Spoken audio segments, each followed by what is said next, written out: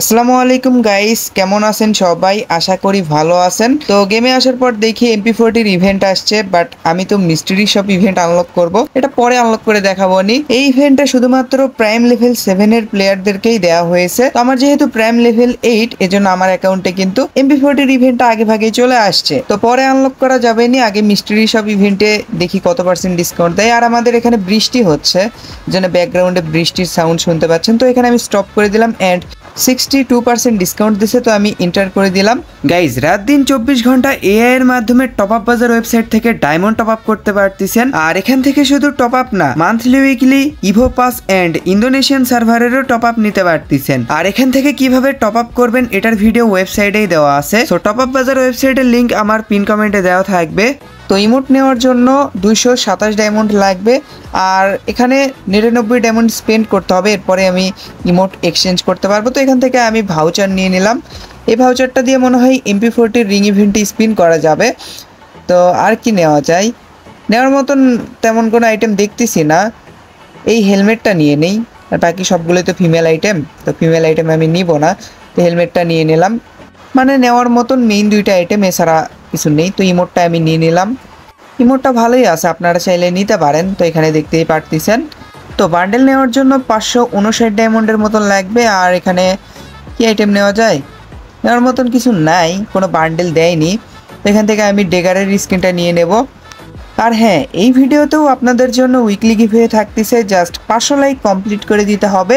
তো এখনই ভিডিওতে একটা লাইক করে ফেলেন। তো যাই হোক, এখান থেকে আমি মিনাটো নামে কাজের বান্ডেলটা 569 ডায়মন্ড দিয়ে নিয়ে নিলাম। আর কে কত পার্সেন্ট ডিসকাউন্ট পাইছেন অবশ্যই কমেন্টে লিখে দিয়েন। তো বান্ডেলটা পরে ইকুইপ করে দেখাচ্ছি। তো আমার অ্যাকাউন্টে এখনও 1900 ডায়মন্ডের মতন আছে, এটা দিয়ে আমি ইতাচি উচিহার ইভেন্টে স্পিন করব।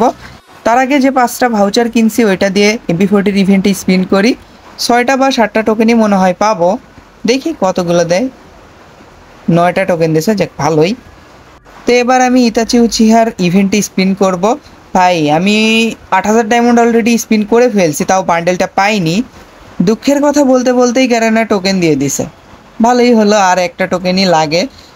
দেখি এখন একটা টোকেন বের করার জন্য কত ডায়মন্ড লাগে। এখন আমার কাছে যা ডায়মন্ড আছে এ দিয়ে যদি আমি ইতাচি উচিহার বান্ডেলটা বের না করতে পারি, বের তো আমি করবোই, ওটা আমি বলবো না যে বের করবো না। বান্ডেলটা আমি বের করব, বাট কষ্ট লাগবে অনেক। তো ডায়মন্ড যত কমতিছে ততই কষ্ট লাগতেছে। অলরেডি 7-8 হাজার ডায়মন্ড উড়ানো শেষ, এটা দিয়ে 9000 ডায়মন্ড হবে ভাই, বুঝতেছেন? মানে 9000 ডায়মন্ডের বেশি হবে, 10,000 ডায়মন্ড হয়ে যাবে। কি আর বলি, কষ্টের কথা। ও ভাই, মনে হয় না দিবে। 1200 ডায়মন্ডে নেমে আসছে, দিচ্ছে না। তো যাই হোক, সব ডায়মন্ডই খাইয়ে নেবে কেন বুঝতে পারছি।